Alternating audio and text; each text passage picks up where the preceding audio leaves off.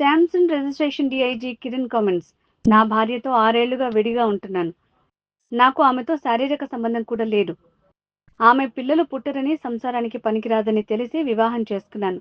పిల్లల కోసమే విడాకులు తీసుకోలేదు. నన్ను తప్పుడు వాడిగా చిత్రీకరించేందుకు ప్రయత్నం చేస్తోంది.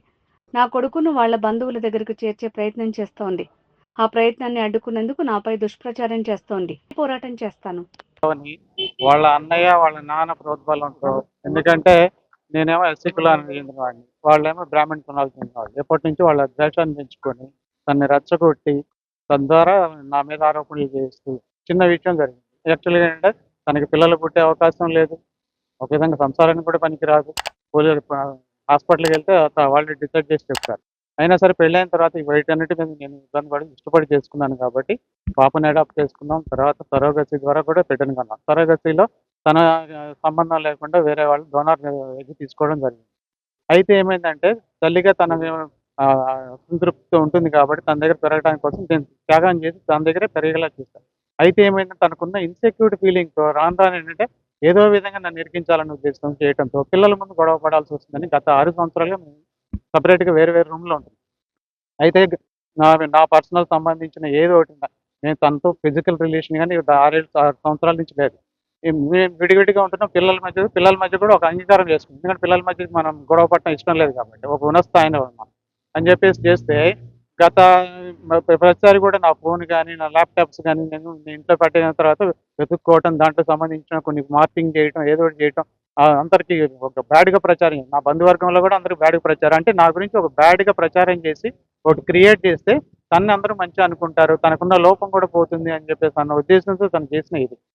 అలా చేయడంతో ఏమైందంటే లాస్ట్ ఇయర్ ఏప్రిల్‌లో ఇలాగే గొడవ అయితే అందరిని పిలిచేసి నా ఇంటి ముందు పంచాయతీ పెట్టి నన్ను తాళాలేసి ఇంట్లో నిర్బంధించి చేస్తే అప్పటికప్పుడు మా ఫ్రెండ్స్‌ని పిలిస్తే అందరూ కలిసి కూర్చొని పంచాయతీ చేస్తే వాళ్ళేమన్నారు, "గత 4, 5 ఏళ్లుగా మీ మధ్య సంబంధం లేనివాడు అతని గురించి నీకెందుకమ్మా?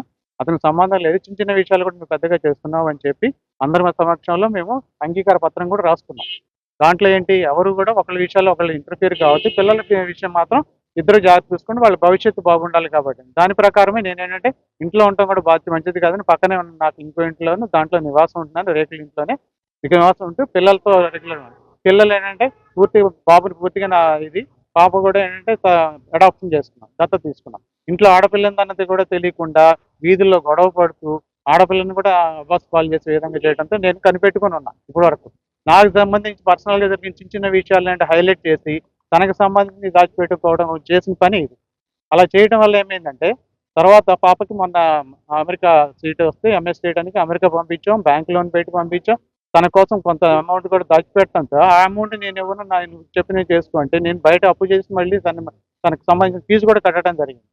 ఇవన్నీ జరిగిన తర్వాత బాబుకు సంబంధించి ఏమైందంటే ఇటీవల కాలంలో వాళ్ళ అన్నదమ్ములు పిల్లలు వీళ్ళు గొడవ పడుతున్నారు. వాళ్ళ అన్నయ్య అతను జులాయిగా తిరుగుతుంటాడు, అలా కొడాలి నాని అనుచరుడు అని చెప్పుకుంటూ ఉంటాడు. మాకేంటంటే వాళ్ళ అన్నదమ్ములు వాళ్ళు తాగుబోతులు వాళ్ళు గొడవ పడుతూ పిల్లల్ని ఏమైనా చేస్తారేమో ఆస్తుల కోసం అని చెప్పేసి నేను భయపడి మన జాగ్రత్తగా చెప్తున్నా. ఈ క్రమంలో ఏం చేసిందంటే మన శనివారం వచ్చేసి బాబుని నాకు చెప్పబెడతాను. నేను పక్కనే ఉన్నా, నేను గత 3 నెలల నుంచి సెలవులో ఉన్నా ఈ గొడవలతో.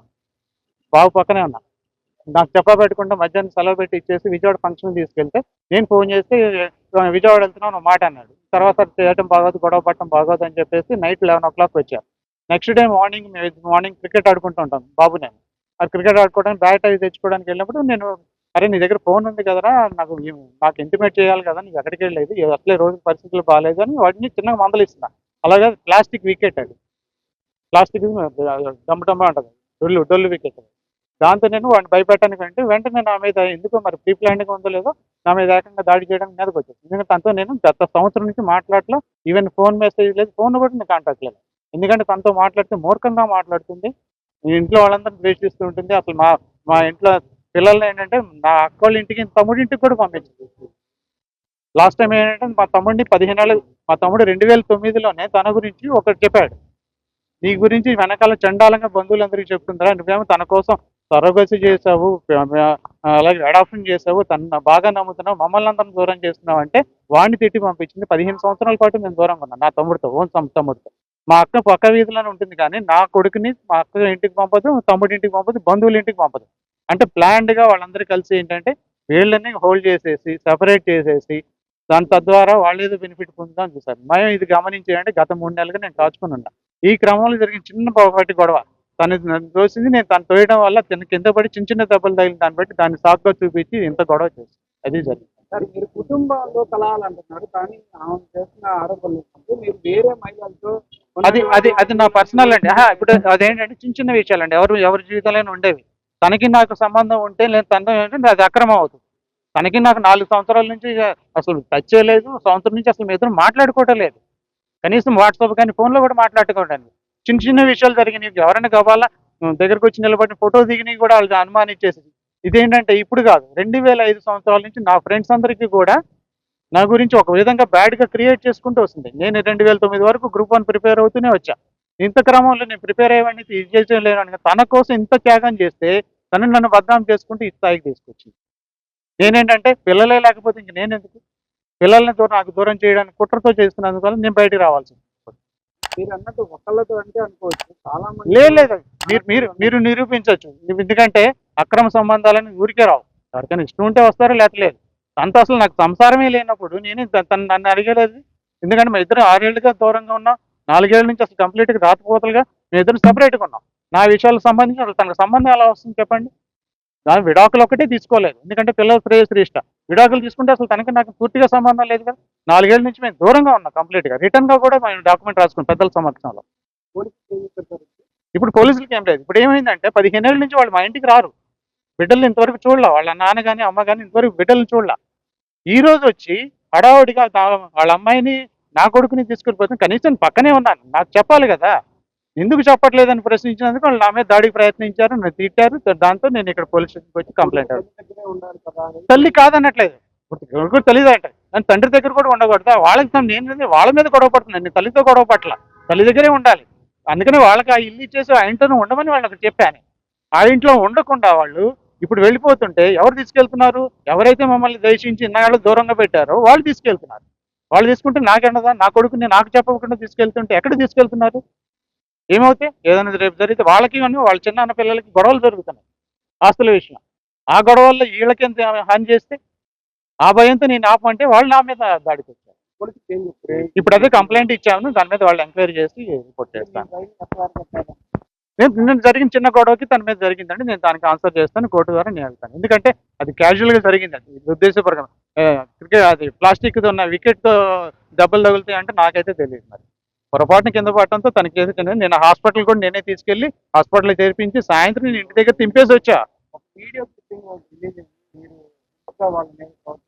మీ అమ్మాయి ఆపుతున్నట్టు కూడా అది మాకు ఇంట్లో జరిగే రెగ్యులర్ గొడవ అండి, రెగ్యులర్ గొడవ. విషయం ఏంటంటే చుట్టుపక్కల వాళ్ళని అడిగితే తెలుస్తుంది ఆవిడ ఎంత నోటు దురసో. బూతులు వాళ్ళు బ్రాహ్మిన్సే కానీ బూతులు తిడుతూ ఉంటారు. ఆ బాధలు పడలేక, ఎందుకంటే నేను పిల్లల కోసం ఎప్పుడైనా వాళ్ళు ఇది చేస్తున్నానే తప్పితే నా దగ్గర చాలా ఉన్నాయి వీడియో క్లిప్పింగ్స్. కానీ అది తప్పు కదా, ఎందుకంటే ఆ ఇంట్లో సంసారాలను పరిష్కరించుకోవాల్సింది వాళ్ళు ఇన్వాల్వ్ అవడంతో ఈరోజు వీధులు పడ్డాం. ఎన్ని ఏళ్ళు అయిందండి మీకు మ్యారేజ్ దాదాపు 26 సంవత్సరాలు అయిందండి. 98లో అయింది. 98లో అయింది. తనకేంటంటే జెనెటికల్గా ప్రాబ్లం ఉంది, పిల్లలు పుట్టరు. నాకేంటంటే చూచాయి చెప్పింది. తను నాకంటే 3 సంవత్సరాలు పెద్దది. ఆ విషయం కూడా నాకు చెప్పాల, ఒక 6 నెలలు పెద్దదనే చెప్పింది. సరే అన్న తర్వాత మేము మా ఫాదర్తో చేస్తే వాళ్ళ అన్నయ్య వచ్చి మా అమ్మాయి ముందే లేచిపోయింది ఇంకొకటితో అని మా ఇంటికి వచ్చి చెప్పారు. మా నాన్నకి మేము అడిగాం ఏంటమ్మా ఇలా అంటున్నారంటే వాళ్ళు పెళ్లి ఆపడం కోసం వచ్చి చెప్పారు. అలాంటి వాళ్ళు ఈరోజు మంచిగా అయ్యారు. నేను 25 సంవత్సరాల నుంచి తను వాళ్ళ ఇంటికి వెళ్లకుండా తనకు కావాల్సిన అన్ని ఏర్పాటు చేసి పిల్లల్ని ఏర్పాటు చేసి ఈ రోజు నేను పాగయ్యాను. అంటే ఎందుకు మీరు ఎందుకు పగయ్యారు? అదే కావాలని చేస్తున్నది. ఇప్పుడు ఏంటి ఏమన్నా డబ్బుల కోసమా లేకపోతే డబ్బుల కోసం కాదు. నేనంటే కుమారుడు తనకు సంబంధం లేదండి, భవిష్యత్తులో వాడు వెళ్ళిపోతాడని ఒక భయంతో వాళ్ళని క్రియేట్ చేస్తూ తనకు అనుకూలంగా చేస్తూ ఈ మధ్య ఏమైందంటే వాళ్ళ నాన్నకు భాగాలకి ఇప్పుడు దగ్గర అవుతున్నారు. వాళ్ళ దగ్గర నా మీద కుట్ర ఏదో చేద్దామని కుట్ర చేయడం ఫలితం. డిస్ప్యూట్స్ ఏం లేదండి. తన నేచర్ ఏంటంటే ఏ రోజు గొడవే, ప్రతి చిన్నదానికి గొడవే. పిల్లల ముందు గొడవ పట్టడం ఇష్టం లేక నేను సైలెంట్గా ఉంటాను. నేను సైలెంట్గా ఉంటే ఈ రోజు నాది బలహీనత అయిపోయింది. లేదంటే తనకి ఎప్పుడో నేను విడాకులు ఇచ్చి ఇంకోళ్ళు చేసుకోవచ్చు కదా పిల్లల కోసం అనుకుంటే, తన కోసం నేను ఎందుకు త్యాగం చేస్తా? అంత అవసరం లేదు కదా. తన కోసం, తన శ్రేయస్సు కోసం చేశా. ఇంత గొడవ జరిగిన కూడా నేను ఏ రోజు బయటకు చెప్పలేదు, ఎవరికి చెప్పుకోలేదు. ఎందుకంటే నేను ఇష్టపడి చేసుకున్నాను కాబట్టి. తను ఏంటంటే ఒక స్ట్రాటజిక్గా 2005, 6 నుండి కూడా ఇప్పుడు మా ఫ్రెండ్స్ చెప్తున్నారు గత 3-4 నెలలుగా. ఇప్పుడేంటారు ఎప్పుడో నుంచి నీ గురించి ఒక బ్యాడ్‌గా క్రియేట్ చేసుకుంటూ వస్తుందని. నా గురించి నిజంగా చెడుగా ఉన్నప్పుడు నాతో ఎందుకు సంసారం చేస్తుంది? మరి మీరు గతంలో ఎందుకు ఆమె ఫిర్యాదు చేయలేదు? అదేనండి. నేను ఎందుకనే ఇప్పుడు ఇంట్లో విషయం బయటకి చెప్పుకోలేం కదా! ఈ రోజు ఉంటాం, రేపు బాగుంటాం మళ్ళీ. ఇంట్లో విషయాలు మేము బయటికి చెప్పుకోలేం కదా! నేనేమో ఆ ఇంట్లో విషయం బయటికి చెప్పుకోవడం, ఒక ఆడపిల్ల గురించి మనం బయటికి చెప్పలేం కదా! ఆ చెప్పలేం ఇంతవరకు నేను బయటికి రాలే ఏ రోజు కూడా. మీరే ఆలోచించండి. పిల్లలు లేని దానికి నేను తీసుకొచ్చి 25 సంవత్సరాల పాటు వాళ్ళ నాన్న కంటే ఎక్కువ చూసుకొని పిల్లల్ని ఇచ్చి నేను చక్కగా ఉండడం ఇంత గొడవైనా సరే పిల్లలు తనకు దూరం చేయకుండా తనతోనే అట్టు పెడుతున్నా. ఇంత చేస్తున్నా కూడా నా మీద ఆరోపణలు చేస్తే నేనేం చేయలేను కదా. ఎందుకంటే గత 4 ఏళ్లుగా మా మధ్య ఎటువంటి కాంటాక్ట్ లేదు, ఫోన్ కాంటాక్ట్ లేదు, ఏమీ లేదు. చాలా మంది మహిళలతో ఉన్నట్టు లేదు, తప్పండి. అది తప్పండి. అది తప్పండి. ఎందుకంటే అది ప్రైవేట్ ఇష్యూ. తనకి నాకు సంబంధం లేదు. ఏదైనా చిన్న చిన్న ఫంక్షన్స్ ఏదో కలిసినప్పుడు ఒక నిమిషం. లేదండి, ఒక నిమిషం. అలా కాదు. అలా కాదు. ఓకే. వాళ్ళు కావాలని చేస్తారండి అది. ఓకేనా? వాళ్ళు కావాలని చేస్తారు. ఏదైనా ఫంక్షన్ లో కలిసి పక్కన ఉన్న ఫోటో తీసిన మార్పింగ్ చేసిన ఈ రోజులు ఇవి. నిజంగా అయ్యే ఉంటే తను నాతో పాటు ఎందుకు ఉండాలి? ఇప్పటి వరకు తను నాతో పాటు ఉండాల్సిన అవసరం లేదు కదా. నా ఇంట్లో ఉండాల్సిన అవసరం లేదు కదా. నా పిల్లల్ని చూసుకోవాల్సిన అవసరం లేదు కదా. తను వెళ్ళిపోవచ్చుగా. అంటే కావాలని ఈ రోజు కావాలని బయటపడినా. ఇంతకాలం ఎందుకు బయటపెట్టలేదు? ఎప్పుడో జరిగిన 2-3 ఏళ్ల క్రితం, 4 ఏళ్ల క్రితం జరిగి నేను చెప్తున్న వాటిలో ఇప్పుడైతే లేదు కదా. మిమ్మల్ని మొత్తానికి సాగితో పోల్చారు. సరే మీరు ఎలాగైనా పోల్చుకోవచ్చు. ఎందుకంటే దాంట్లో తప్పేం లేదు కదా. ఎందుకంటే వాళ్ళు ఎవరు వచ్చి మీకు అలా కదండి. వాళ్ళు ఎలాగైనా పోల్చుకోవచ్చు. దాంట్లో తప్పేం లేదు.